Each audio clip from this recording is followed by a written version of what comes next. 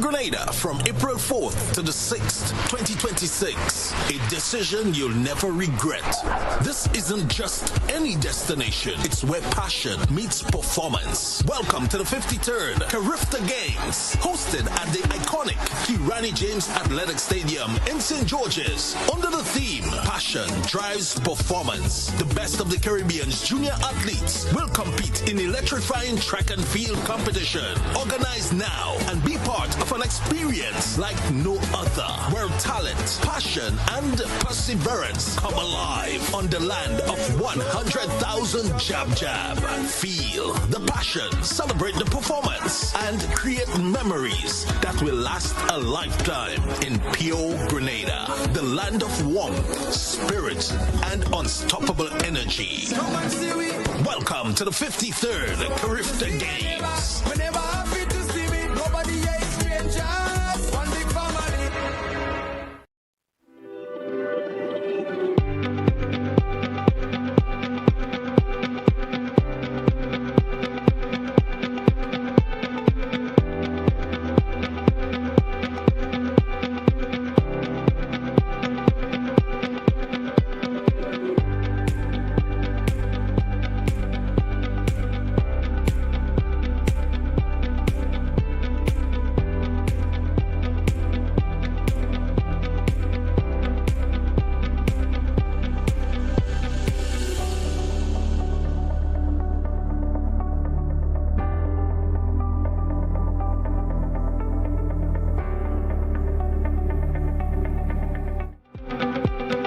This is where I say hello and welcome to everyone listening to Classic Radio 105.5, 105.9 on the FM dial. Those of you viewing via GBN TV, good morning to you. What about those of you via our social media platforms, Facebook page, YouTube channels? Good morning to you. Welcome to another edition of To The Point. It's Friday, the 27th day of February 2026. A couple of days, some nice. Could I say a couple? February will be history for us, just to be a memory of it. Today we have on our program, we have Dr. Bradford with us this morning. And of course, Dr. Bradford, good morning and welcome. Welcome, sir. Thank you, and good morning to viewers and listeners. All right. How you doing this morning, sir? How you doing? I can't complain. In this tough world that we live in. Complaining really doesn't make much of a difference. I want to thank you and nice to have you on the program this morning. Of course, you're here this morning in your capacity representing the Democratic People's Movement. That's this morning here on today's edition of To The Point. I want to welcome you once again. Folks may say, Dr. Bradford, you're a bit of a household name back in the day. Am I right by saying that? Folks may know Dr. Bradford. Yes, you're correct in that the folk of my generation, say the younger would know me. The youth don't really. Right. Would probably know me as well. Yeah. Let's hit me up a small bio. Dr. Bradford, your introduction being on the political arena may not have been, of course, as a minister of government and stuff like that, but you've been around the political scene. Folks may have a lot of memory of you also associated with the New National Party back then. Yeah. Talk to me, sir. Talk to me. Yes, well, first and foremost, obviously, a medical practice, a gastroenterologist, but I have had an interest in public health. From way back then, as a matter of fact, I nearly specialize in public health. Okay.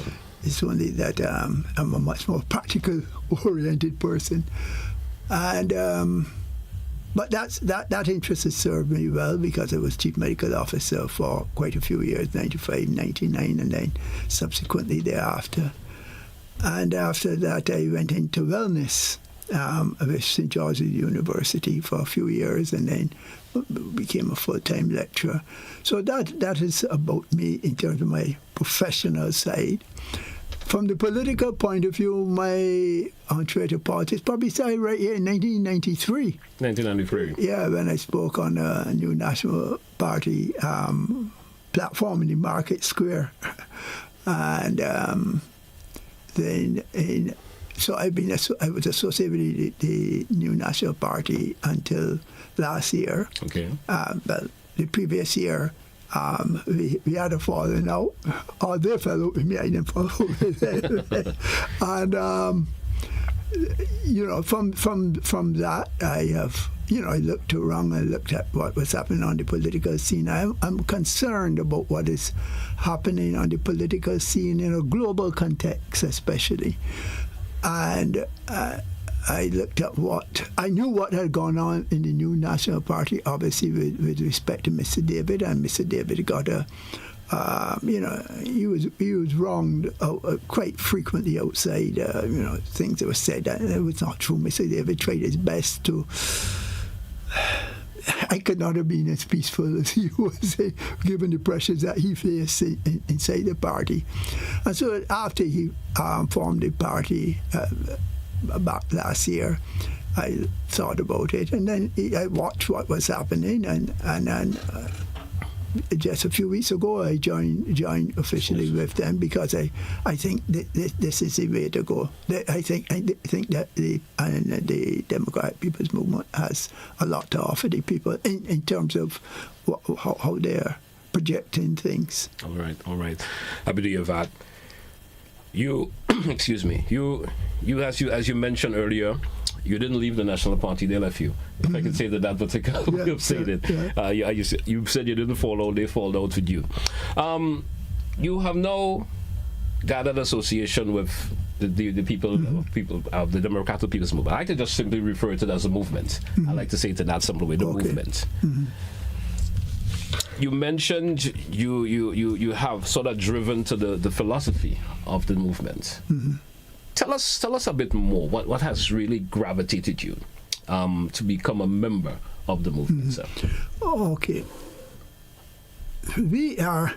I think it is probably best typified by what Professor Justin Robinson had said. He wrote an article back in January this year, in which he said, "No one is coming to save us." Yeah. We have to start to look, and I say we, the entire community, look from within. Things have changed dramatically out there on the world scene. You have a situation where after the World War II, certain orders were set up. There was a rule based in international order. And that was set up to limit the chances of authoritarianism and fascism developing. And it worked well, and it's worked well over the decades until very recently. We have now seen that being stripped away. And once that happens, and other things have happened as well. Countries have started to look internally. You have, for instance, the question of what are the big platforms in the United States? Very limited migration, and the migration of only certain types, mainly. That's what they're essentially saying. The favorable trade agreements that we have had, as Professor Robinson pointed out, favorable trade agreements, much of that is something of the past. Countries, be it the big Canada, be it UK left us sometime, Canada, Brussels, where we have turned to have had favorable agreements, much of that is gone. And, what we now have to start to do is to look from within and look to see what we should have done from before, but which becomes imperative. And I think the Democratic People's Movement is all about that. They recognize the dangers facing our societies. And I give you a simple example. Every year, I don't know how many, but hundreds of Grenadians and other Caribbean people migrate to the States. Now, can you see that happening in the next, for sure, 3 years? And even after that, it will take some system. Most likely not. That's right. Not happening. So they're going to be, they're bottling right here. We better find ways and means to allow these folk to be able to get their feet within the society and be able to feel a part of and parcel of it. And whilst we don't have the resources of other countries, what resources we have, we clearly have not fully utilized. And this, what I'm saying here, is not just about Grenada. It goes for the entire region. And so we have to work towards getting that platform set up. All right. And this is about the essence of the Democratic People's Movement. Not to be out there, looking for the little things that fall off the truck, as it were, from bigger powers. It happened before, but it's not going to happen now. Your reason why you think the movement will be that viable alternative for Grenada? Talk to me in relation to that. We have a cadre of people there led by our political leader with a lot of foresight, who sat down, who thought about the problem, who've seen the weaknesses of the political systems that we have throughout the region, where, I tear down you, you tear down me, I come into power, I don't necessarily seek to build on what you had there before. And oftentimes, as has happened here recently, in recent times, you've left things floundering. And, well, as it gets near the election, now you pick up some of the things and you start to run with them. But we need some sort of consensus and continuity in government. And this idea, this tribal, you hear that word used often, the tribalism. Yeah. If you belong to one party and you have a substantial contribution to make, and you were making it under the previous party, there's no reason why you should feel that your job should be, or that either that your job would be under threat, or that you won't be employed if it was a question where you come in. And this would be the case for many new people. The families might be associated with one party and so they can't. No, that can't work. We want the best people for the best jobs. Yeah. And we want to start to empower thousands more than we have been able to do. We have to get out there and do it. And I think I've sensed a commitment. And I watch now a number of younger folk coming on board, and, given the nature of politics, not all coming out openly, but behind the scenes they are there agitating for the movement. So all of that gives me encouragement. There may be individuals listening to us right now or listening to a conversation this morning will say, Dr. Burt has made a lot of statements here just in a couple of minutes, but it's what we have heard already. If you get the direction I'm going with this. Well, I'm not so sure you heard the part that Professor Robinson refers to, and that's the question of no one is coming to save us. I understand that from that point. I don't think we reflected deeply on where we are. As a matter of fact, when you go around, look at what has happened recently. And we can talk a bit about that later. Look at the Cuban crisis. Have you heard many words coming out of people's mouth? No, this is affecting Cuba. No, but it has deep ramifications for the rest of the region, and other things can happen, and indeed, in fact, have been happening. Yeah, but there have been crises taking place around the region with limited conversations in reference. That's the point I make. Limited conversations in terms of, especially from leaders. The conversation has been very limited. Not only from leaders, from the community as a whole. How often you go around and talk to younger folk, especially, see how many of them know are engaged in what is happening, and have sat and thought about it and analysed it. No, not really. It goes back to my previous question, the movement, in your opinion, so what about it is different than what has been offered by the previous leaders of this country, the New National Party, the now leaders of this country, the National Democratic Congress? What is different? That is what I'm trying to grab from you in a wee bit. Well, we're going to come to, first of all, looking at from a point of view, you're not coming out there to tell people, say to people you have all the ideas. You want to hear first and foremost from the grassroots level, and we're having a number of meetings around the island where we are hearing from people what are the issues that confront you. Now, you can get that through polls, admittedly, yes, but it's better if you get it straight from the horse's mouth, and you get a chance to engage with them. And you can ask them questions. Why are they thinking that way?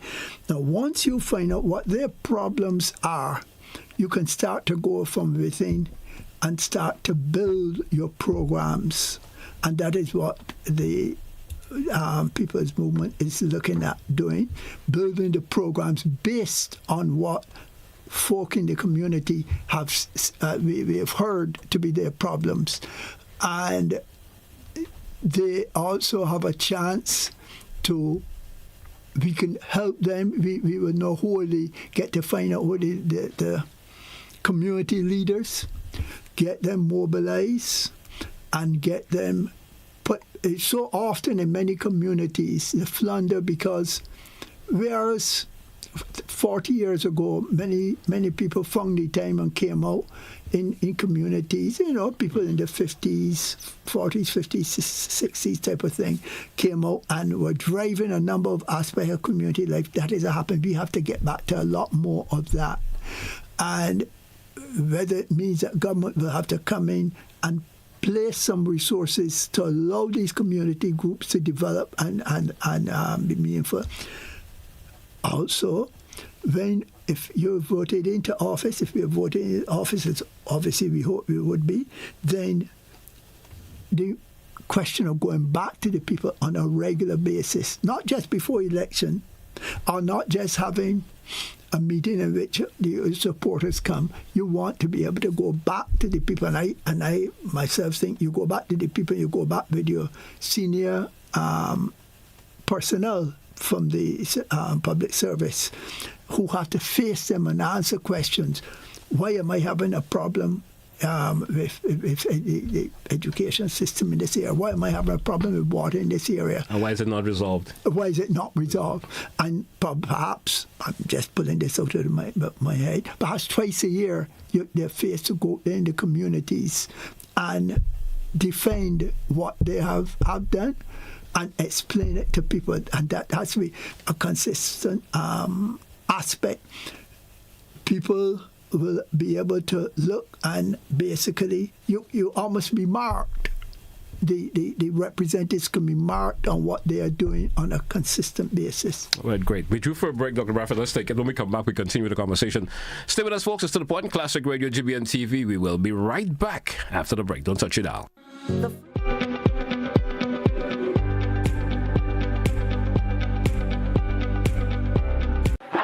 Camahorn Boat, a powerful multimedia production, presented at Carafesta 15, written and directed by Chris DeRiggs. One big performance, only at the Grenada Trade Center on Saturday, 7th March at 7 p.m. The Camahorn Boat is the ship of state, Grenada, sailing to its destiny. The Camahorn Boat is a call for unity, an exciting story about patriotism, played out by Grenada's best acting talents, featuring Samuel Ogilvie, Robert White, Debbie Gilchrist, Bianchi Toussaint, Dillian Walters, and others. Come out and join us in celebrating our Grenadianness on Saturday, 7th March, 7 p.m. at the Grenada Trade Center. Admission almost free. Advance tickets are $50, $65 at the door. Your ticket outlets: Giddens Pharmacy Grand Anse, Art and Soul Bookstore, Spiceline Mall, Mitchell's Pharmacy Grand Anse, 3B's Shoe Store, downtown St. George, and other places. Bring out the entire family and enjoy a wonderful evening of Grenadian theater on 7th March at Grenada Trade Center, 7 p.m.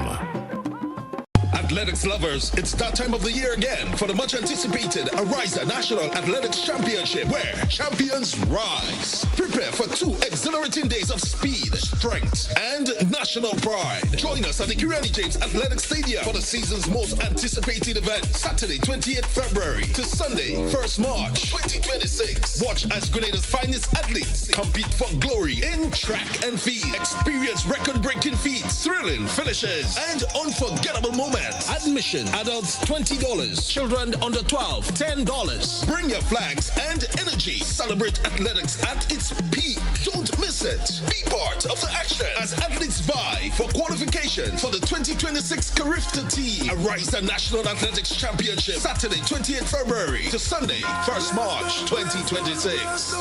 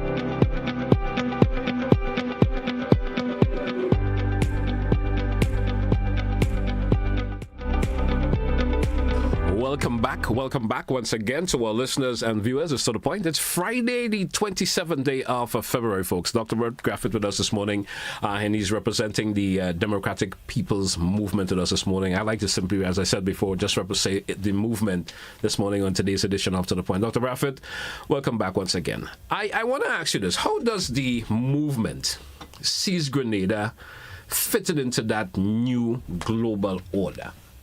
There have to be a vision that the movement is seeing and want to take Grenada in that particular direction. The opportunity arises, the movement is able to take up the reign of leadership in this country. Mm-hmm. How does the movement see Grenada, fitted into that new global order that seems to be, taking some precedence around the Caribbean and other parts of the world today? Yeah, well, perhaps I could read for you the vision of the movement. Sure. And that is beyond division, beyond promises, a Grenada that works with its people. And the goals of the party are to advance democratic participation in Grenada, promote equitable social and economic development, strengthen national unity and cultural pride, empower next generation leadership, and build an accountable and transparent government. So those are the goals and the vision of the party. How we go about doing that, it's going to rely, obviously, first of all, you have to keep the concept of what you are about very much in mind, because the easiest thing is if you are voted into office to go into the old realm. But I don't think that is likely to happen with the party. And one of the fortunate things for the Democratic People's Movement is that in the leadership we have an individual who has been through a period like this, albeit he was much younger. But he saw the value of a firsthand, yes, of what participation and people involvement could mean. And I'm sensing that he's bringing that very much to the fore, as he's likely to be the political leader. I mean, he's elected as president in the Congress, more likely, than not, he will be the one elected to be the leader. And his vision for the country, and as a matter of fact, he demonstrated a vision at times, even during crisis periods. If you read the book by Sir Dennis, by Dr. Francis Alexis Casey, on Sir Dennis Byron, the book is called Law Legend. I was trying to get a... Yes, he tried to get a copy. And I think it is page 83. You don't hold me to that, but I think it's page 83. You will see his name comes up very prominently, and Dr. Alexis comments on him. And Dr. Alexis says on him at that point, he says, and again I quote directly, he says, he had the vision outside the box. Such visionary leadership was sorely missing in the crisis. Those were Dr. Alexis' exact words. I've seen that vision in Mr. David. And your leadership is critical in any organization. He has other attributes which we could look at subsequently.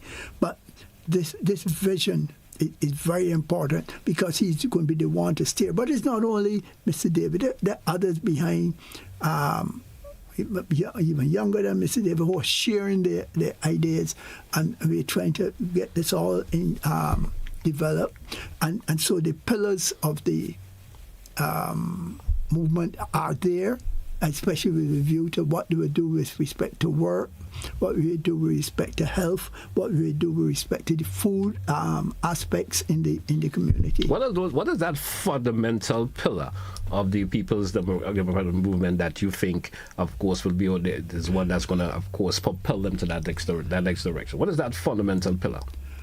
Its ability to get amongst the people and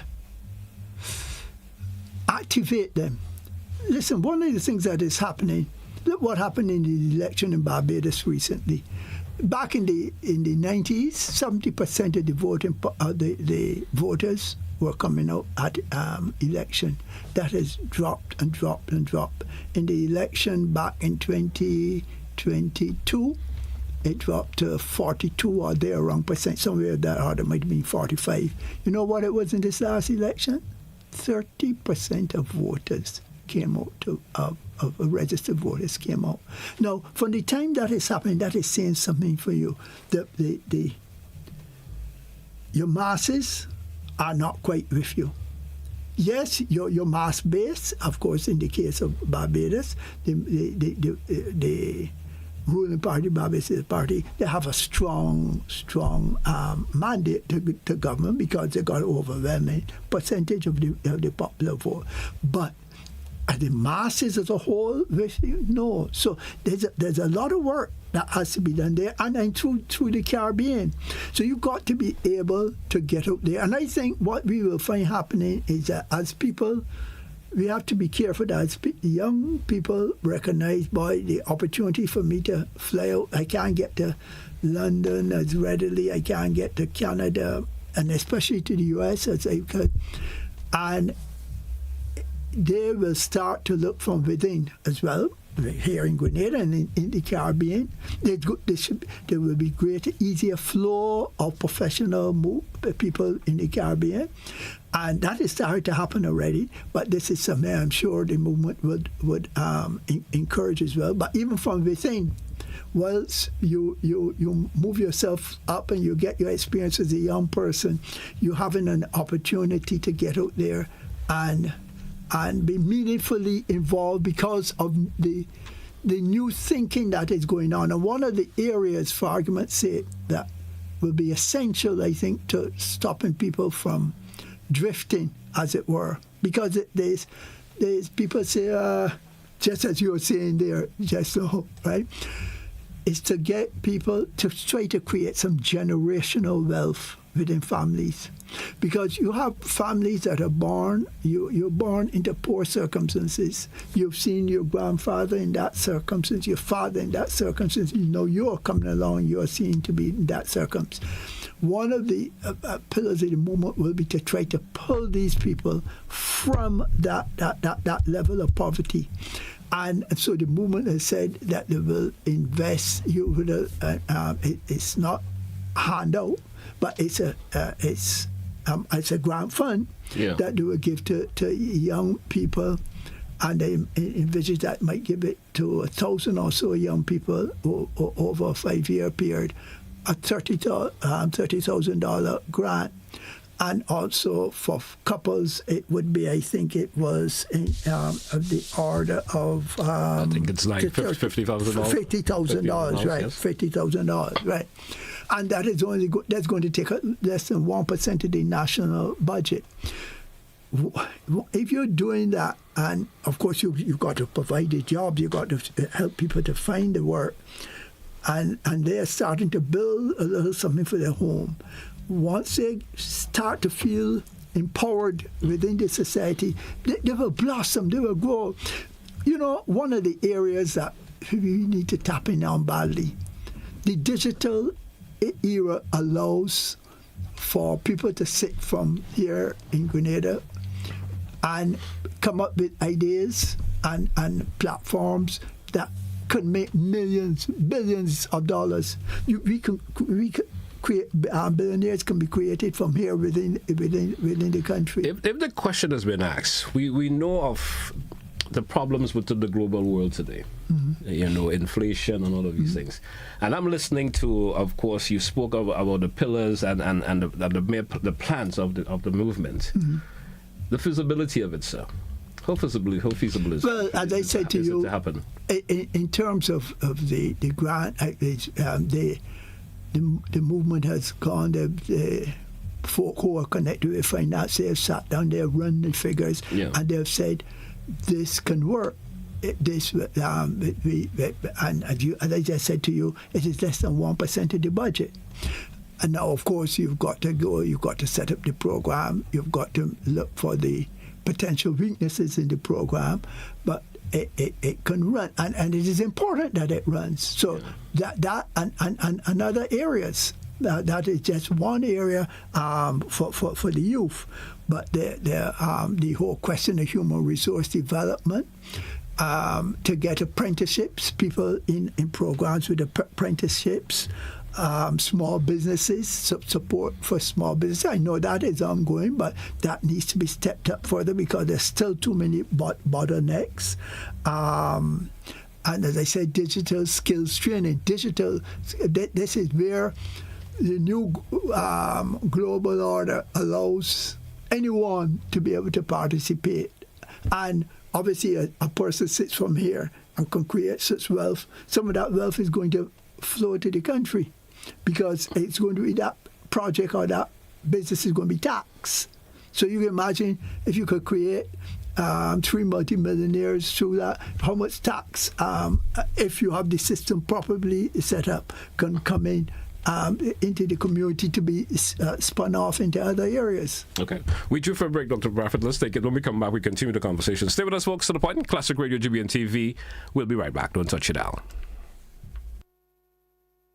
Join the GCSI at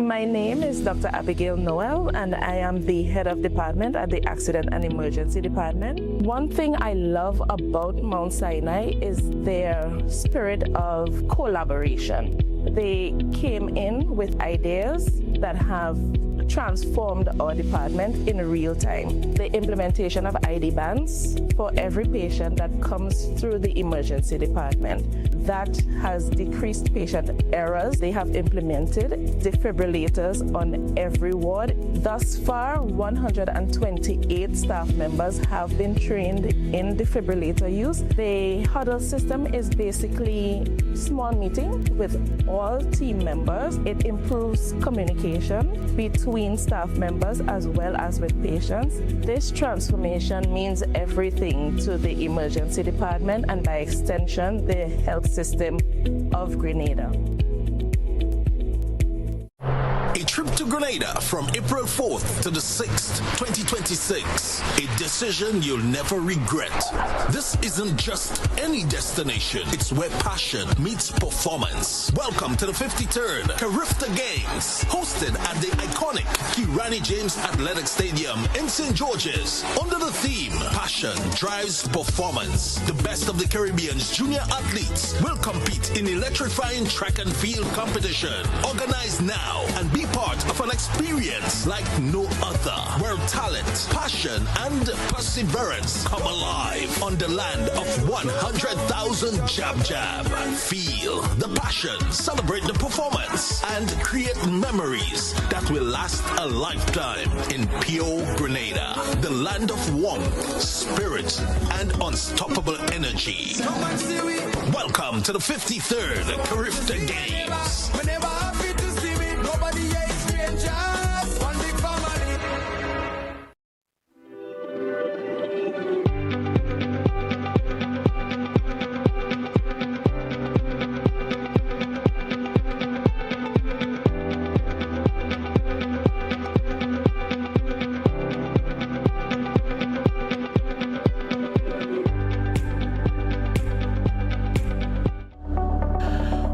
Welcome back once again, Dr. Bradford. Welcome back on the program today.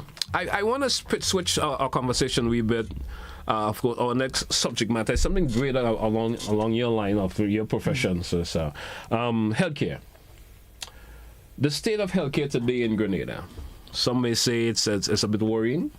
Some may have a lot of concerns in terms of healthcare. What's your thoughts about healthcare in Grenada? Just for starts, before we get deeper into it, what's your thoughts about healthcare in Grenada today, sir? Being from the professional that you have, and the capacity which you have served in the past, the state of healthcare today in Grenada. Okay, healthcare is based largely on the state of your healthcare is going to be based largely on what is happening in the primary healthcare sector. Okay. And in that respect, our primary healthcare, compared with other parts of the region and other parts of the world, has more or less held its own. Of course, there have been areas where there have been slippage, where facilities are not properly renovated, maintained, and serviced with personnel, etc. But the platform is there, albeit, as I say, there needs to be constant work on it to keep it to the level that it should be at. Our bigger problem, in my opinion, however, not that there aren't problems within the primary health care, because, for instance, even accessibility for elderly folk to facilities, that is something that the movement has looked at. But whether there would be necessity for increase in mobile units reaching out to the people, or, as was suggested in 1 hour in the yard meetings by the folk of Monkreach, that this suggestion came from them. Why don't you have a bus going out and collecting the elderly, not young folk, the elderly folk? You see people on the run, they're struggling, and some are going to be from still communities that are not served during the hours that the clinics are going on by buses. At peak hours they will be served, but not after the peak hours. They're not seeing, and then the elderly people have to come to struggle through this time. So that is a simple thing to go in and rectify. Make sure that your home health care, you have young people, lots of young people. That's one of the opportunities for young people to get jobs. You train them for home health care and go in and provide support services for elderly people. You have a lot of elderly people at home, some who might have had stroke, some who might have other disabilities. You're going to provide some support services for them for a few hours. So areas like that.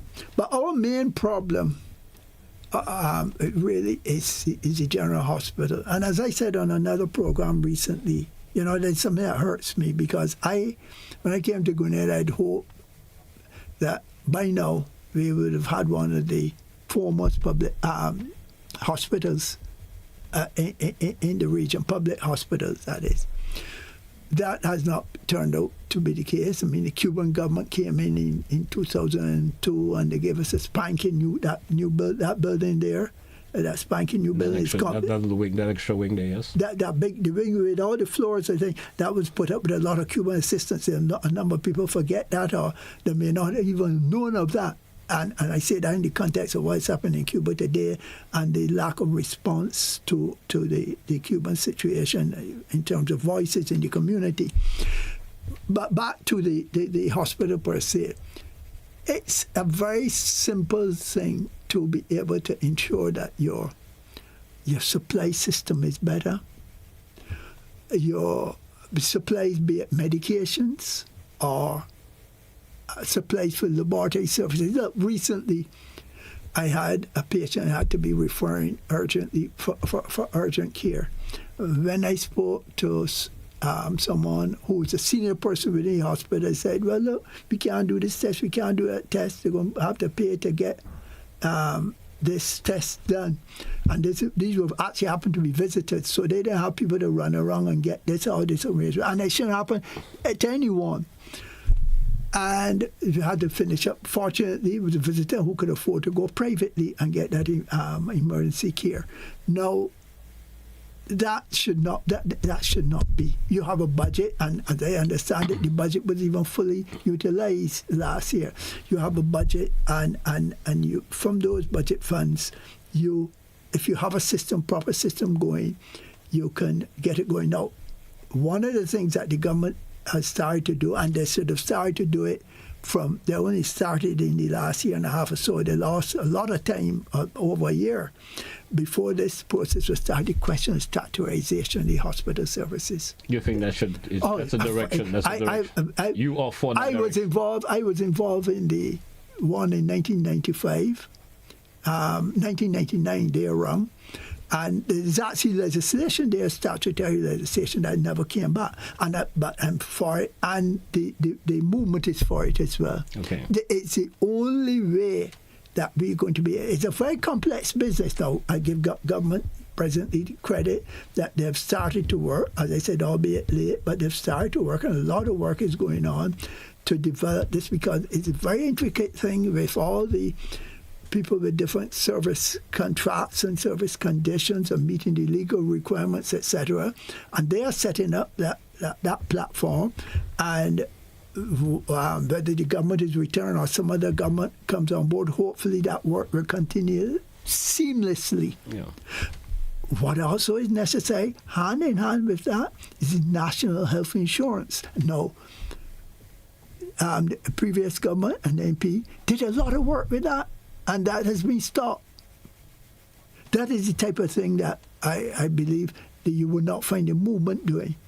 Then we will go back, quickly look at what has been done and try to bring that to fruition, because you're not going to get, hospital care is very expensive, and you're not going to get the level of care you want without people having to pull out something out of their pockets. So having a national health insurance system where something is going to be taxed somewhere, so you've got to be prepared for that. But when you go up to the hospital, you're guaranteed certain basic levels.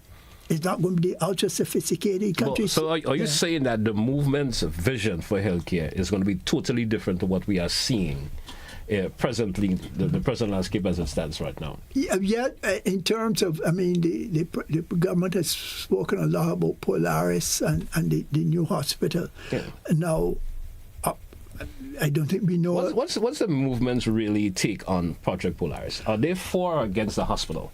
The movement is not going to be against a new hospital, but what is clear is that as the public being able to recognize, we don't know what is all the aspects of the agreement that have gone on behind the scene. The public, you cannot be able to access care from Mount Sinai officials is going to be so costly that overwhelming majority of Ghanaians won't be able to afford it. So if it is that Polaris is about trying to develop health tourism, you offer it. Offer it. If it is looking at the public health care, in terms of the public health care system, I don't see how it's going to work readily. Right? There's telemedicine there you can use. You can use those same officials on a telemedicine basis to help you when you have your shortfalls within the hospital. That would be one of the planks of the movement. And yes, it sounds nice and all the nice plans and whatnot, but in reality, what we need to do is what we have there. If you have a statutory body, I've been happy to be associated for a few years with two statutory bodies that are functional. And I see the difference. Look, I was associated with the Grenada Solid Waste. I also was associated with the National Insurance Scheme. And both of those are entities that are function. We have one of the best collection systems. I go into other countries and see the problems they're having. And that has been largely because the day-to-day functioning of these operations is not done by government. Government regulates it. Government is going to come in and make sure you're audited, but leave the system. You cannot have a hospital system that is there 24 hours. We require service 365 days a year, and it be run by any ministry. That was clear to me from back in the 90s. Yeah. But we've not been able to. Well, fortunately, hopefully, now we will have the trade unions on board, and hopefully the whole community will buy into the idea that this is the only way it can go. All right. I want to switch the conversation just a wee bit. The situation in Cuba as it stands right now is a bit concerning.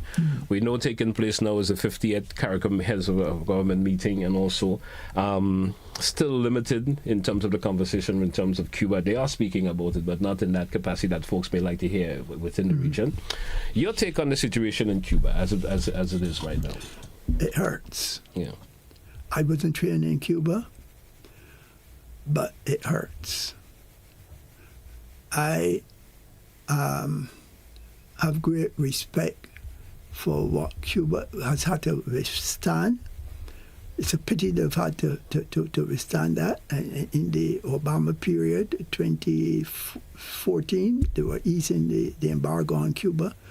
Listen, my system, our system, governmental system here, I think is the best, albeit we have severe limitations that we have briefly alluded to. But the Cubans have their own system. And you're hearing talk about the lack of democratic foundations. Yes, that is true. It's not democratic. But then some of the leading powers in this world are destroying their very democratic processes. So don't come and tell me anything about the Cubans and not being democratic when you're destroying your own democracy and in serious ways. Yes. Every aspect of it. And so the Cubans are obviously going through, and these are people, let me say, Cuba has given so much to the world in terms of services, especially in health. One of the leaders, there are many examples, but one that I will not forget was the Ebola. In 2014, when Ebola broke out in Guinea and Liberia and Sierra Leone, the Cubans were the first in there. The Cubans stood right through the whole process. Other big powers were scared to send in the people. Cuba, I believe, lost 1 or 2 workers there through Ebola. You know what Ebola would have done if it had gone worldwide?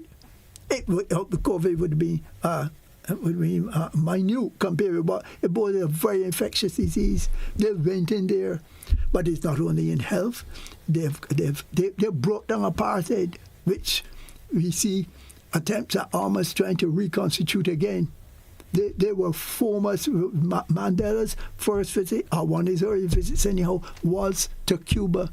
So we have to respect the role. And Cuba, most importantly, Cuba has not sought to come to tell Grenada or any other country how you should live, how you should run your country. They have not sought to export terrorism. So they have been a country just trying to get about their own business, and to have to face this and watch public health deteriorate. You saw the garbage piling up in the streets. In a country that prides itself on one of the best public health systems in the world. And what I'm concerned about is that we have not seen various organizations, be it our unions, be it our churches, be it the civic organizations, be it personnel who were attached to Cuba. We have heard them coming out and speaking. I was happy that Prime Minister Terence Roux, who was trained in Cuba and lived in Cuba for many years, you heard him speak, and you heard the agony with which he was feeling the situation in Cuba. Because if you cut off oil and you cut off supplies coming into countries, well, what is going to happen? You know, you must precipitate a humanitarian crisis, as the past prime ministers of the region have clearly enunciated. The one good thing that has come out of the CARICOM meeting is that one has heard, one is hearing on the sidelines apparently, one heard definitely that USA has said that they will allow oil to come in, but oil to going to private groups. So we know there are not many private groups in Cuba. So even though we don't know how that will play out, but anyhow, the thought is good. Then secondly, there's the question of allowing the supplies in, and we recognize the peril that these four basically face. You know, we understand Cuba is not part of CARICOM.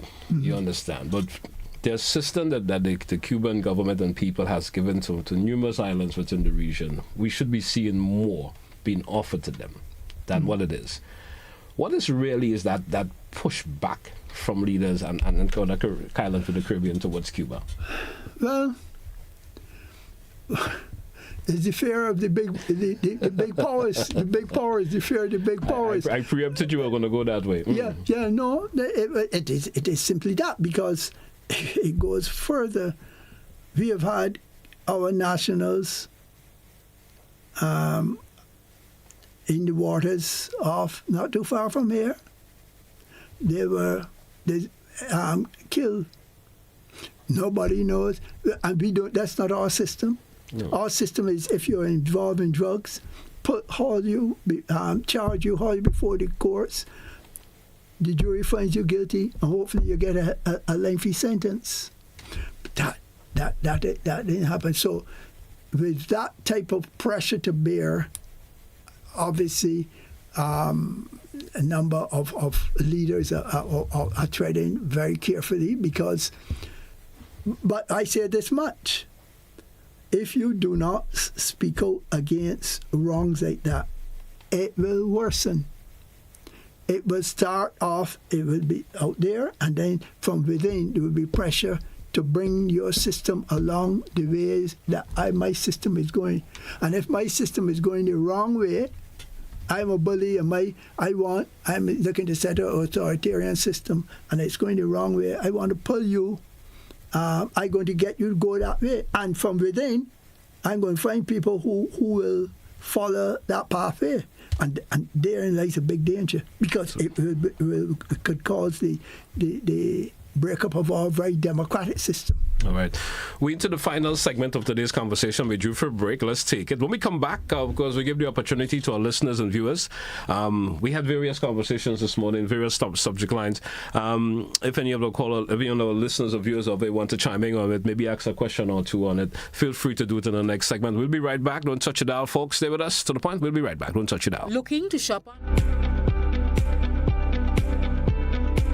Athletics lovers, it's that time of the year again for the much anticipated Arisa National Athletics Championship, where champions rise. Prepare for 2 exhilarating days of speed, strength, and national pride. Join us at the Kirani James Athletic Stadium for the season's most anticipated event, Saturday 28th February to Sunday 1st March 2026. Watch as Grenada's finest athletes compete for glory in track and field. Experience record-breaking feats, thrilling finishes, and unforgettable moments. Admission, adults $20, children under 12, $10. Bring your flags and energy. Celebrate athletics at its peak. Don't miss it. Be part of the action as athletes vie for qualification for the 2026 Carifta Team Arisa National Athletics Championship, Saturday 28th February to Sunday 1st March 2026. Chero's Posse, the Core Bank Comancheros Steel Orchestra presents On the Road Again, Innovation Forged in Steel. The launch of a brand new and innovative road stand, revolutionizing the way pan hits the streets. Happening on Sunday, March 1st, starting at 5 p.m. at the renowned Roger Barbecue Spot in St. Paul's. Eats and drinks on sale. Entertainment by the IMA Rainbow City All-Stars, Republic Bank Angel Harps, Gravel and Concrete Pan Angels, and your 2025 Panorama Champions, Core Bank Comancheros. Chero's on the road again. Sunday, 1st March. See you there.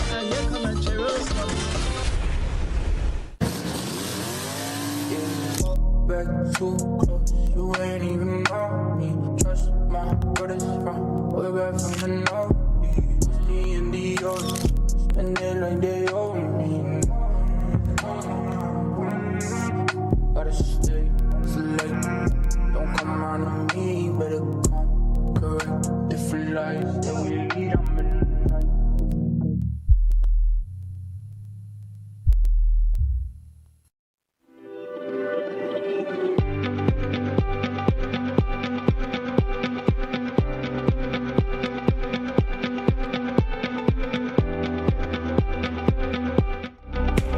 Welcome back once again, listeners and viewers. We're into the final segment of today's edition of To The Point. I have Dr. Brett Bradford with me this morning. of course, being here in this capacity of representing the movement. As I mentioned before, we had various conversations this morning, various subject matters. So if you want to chime in on any of the issues that of the subject matter we've been talking on, feel free to do so in a brief way, please. We do have our first caller. Caller, you're live. Good morning. Welcome. Yeah, morning, Chichi, morning to your listeners and viewers, and also morning to Dr. Braffett. Just two quick issues to raise. One is the statement from Donald Trump that he destroyed our fisheries, and there was no response from the Caribbean people. And also, how would you respond to the fact that Marco Rubio have said all the kind of thing is in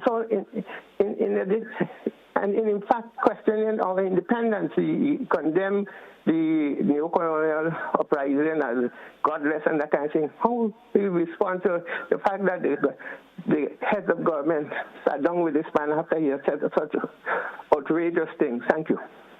Thank you, caller. You want to respond to the caller, Dr. Braffett? No, well, you have to be exercise diplomacy if you're in government. You have to sit with the United States, and I think, like the leader, he's experienced in that area, and he would be able to stand firm on certain principles, but on the other hand reach out, because one of the things that has happened, that useful things that I think has come out that I'm hearing is happening in the background, is that there's no discussion between the Secretary of State Marco Rubio and a leading Cuban authority person, a relative of the past President Raul Castro, about what is happening in Cuba, and hopefully this could be the start of some discussions between the two.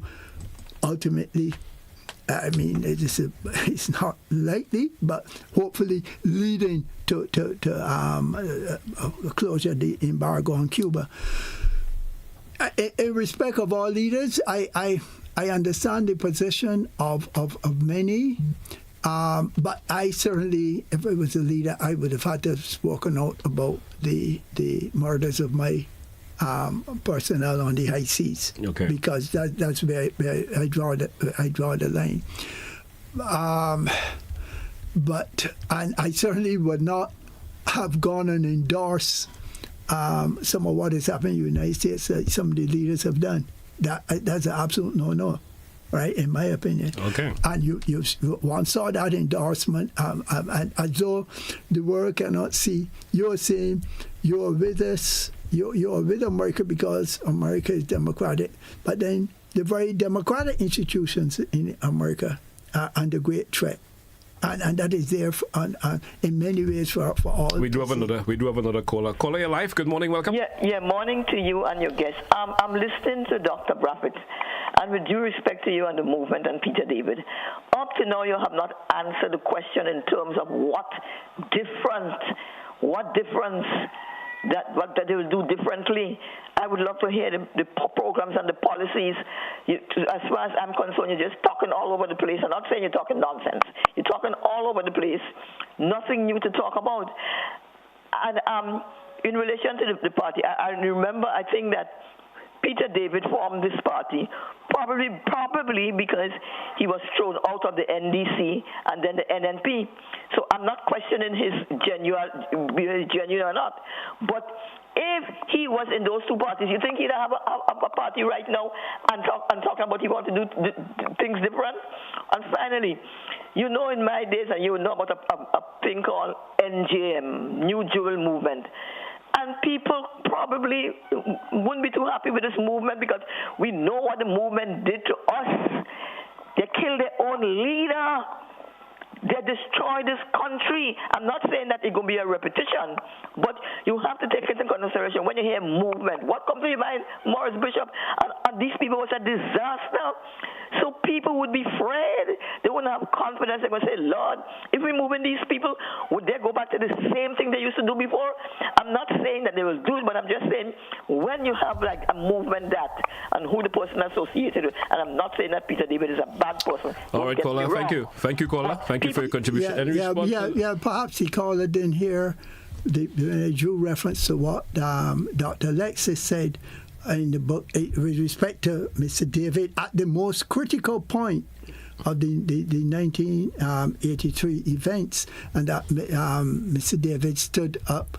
His position was one of seeking reconciliation, and he saw the vision of what was going to happen. He was no part of the destruction. So, yes, it was destroyed. The whole PRG government self-destruct, as it were, but Mr. Davis certainly wasn't, and that is why I can feel comfortable, being associated with him.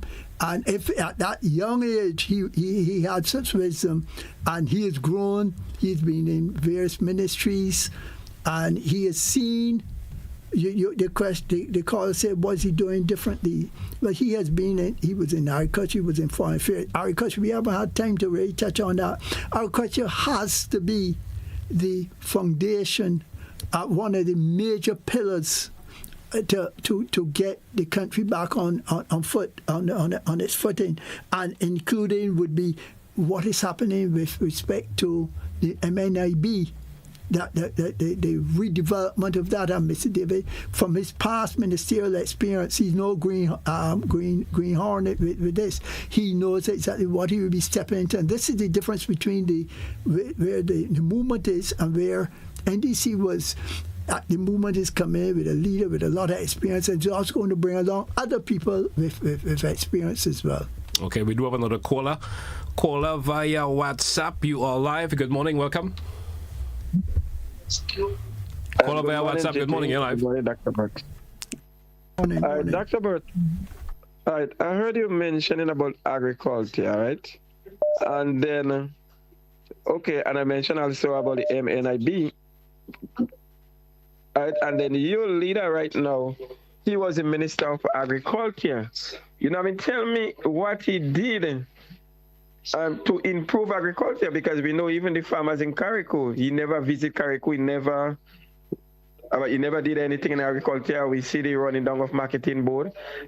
So what different would he do if your party become in power? And my second question to you now, Dr. Burt, I know you're a new party and you guys will be looking for vote, and then you're looking for a vote from even the LGBT people too. So I want to know, what is your party views concerning the LGBT community, and do you think that your party will support civil union among the LGBT community? Thank you, caller. Thank you so much. That is an issue that I have not discussed at party level, so I would not care. That's the LGBT in terms of union, the question of union. I have my personal views, but I wouldn't want to express my personal views when I'm not sure how the party would stand on it. But what I think you will find is it's going to be a balanced position, where people are going to respect that we live in a Christian society where people believe in unions, but on the other hand, respect the rights of individuals to have their close connectivity as they would deem fit. Yeah. Okay. Yeah, and what his other question was? I think I slipped on it also, but we do have another caller. We could move on because we are a bit strapped for time. Unless we lost that caller there, but we do have another caller via WhatsApp. WhatsApp caller, you're live. Good morning. Welcome. Morning. And I beg of you to be brief because we're a bit strapped for time. Yeah, just going to be brief. This new political party must get something to offer the people if they want to be relevant in the coming election. But the good doctor, I think there is a good man falling in a wrong group of people. Now the leader of this new party brainwash a lot of young people and send them to the battlefield and they die. Why he didn't fight war? So how he could say now, when the military was breaking up, he was kind of he didn't like what going on. Why don't he go tell the parents of the children he brainwashed to go and fight war in the army? And the people who are arguing in the army, he called them counter-revolutionary. And they lost their place in society. He has no shame. Anyway, I gone. Thank you, caller. Appreciate your contribution. We take another caller. Caller, you're live. Good morning. Hi, good morning to you. Good morning to your guests. A couple of things. First of all, a question to you, Dr. Bartlett, because truth matters. Speaking about the National Health Insurance, which government or administration pulled the plug on the National Health Insurance? Was it the NNP or the NDC? Because I recall that they had hired a consultant, a group. From what I gather, they were never ever paid. I think the program was halted.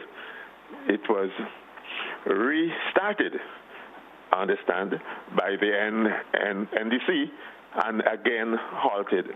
But tell us which one pulled the plug, first of all, on the NHI.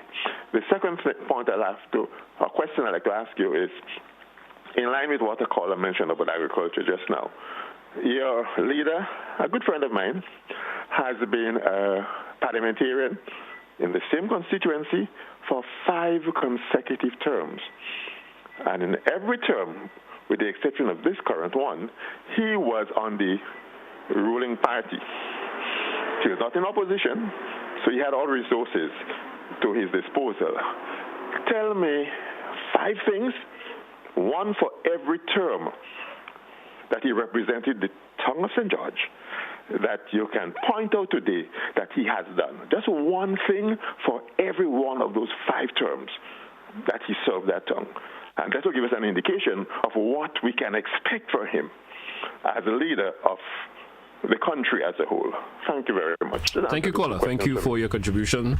Respond to the caller. Yeah, with respect to the National Health Insurance, the National Health Insurance project was ongoing. COVID came in, and people underestimate the impact that COVID had. For about half the term of the previous administration, the NNP administration, 18 to 22, about half of that term, not much could have been going on. But nevertheless, Dr. Ned was involved and continued to be involved. And as a matter of fact, the present government continued with him for a short while.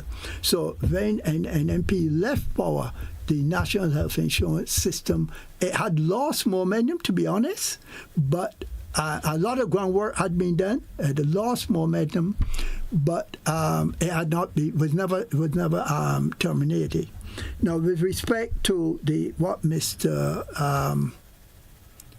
David has done, look around the tongue of St. George's and you will see the many changes. I mean, one of the things he points out to, one of the biggest problems that he faces there on River Road, the embankment, the wall and whatnot, but that is still has not been completed, I believe. He continually points to that. The beautification project on the fort, he would have done a lot of groundwork in that respect. A number of roads were built, etc. So I think Mr. David has it's not that he's been absent from the community. He has been very much there, and he's been there. But you know where he's been there mostly? He's been there mostly for people. And that is one of the reasons I can associate with Mr. Dave, because he cares about people. And my leader must care about people. And that comes through loud and clear at every turn of events. Okay. We will take a final caller, and I beg this caller to be very brief because you're our final caller this morning, and then we take some closer remarks to be Dr. Raffet. Caller, your live. Good morning. Yeah, Dr. Raffet, stop lying. They be getting money for the tongue, right? The Prime Minister even said that, Mitchell. And how much work that have been done? No. So $30 million or $30,000 to get to the tongue work. Come on, where is it? Come on, please stop lying. I will trust the movement. Caller, thank you. Thank you, caller. Thank you. And also a final caller, Dr. Raffet. Yeah, I have heard Mr. Davis say that they have accounted for all the funds, and like perhaps in some other areas, they have accounted for all the funds that have come into the tongue of St. George that you would have got through this process. So the accounts are there for to be questioned by the relevant authorities. he's not going to say that. As a matter of fact, I know the person who will be dealing with the funds, and he's very meticulous in handling those. So those, it's not that the funds have been spent. The demands on the politicians are great, huh? Are great. It might have gone towards helping some individual who desperately needs medication. Heaven knows what it is. I'm not privy to that information. Let's get some closing remarks from you, Dr. Bradford. Can we bit strapped for time? I just like to carry forward back to what Professor Justin Robinson has said, and I want people to really think on that, right? That no one is coming to save us. Think about that. This is a new world order. Things have to be done differently. Otherwise, we are going to slip further back.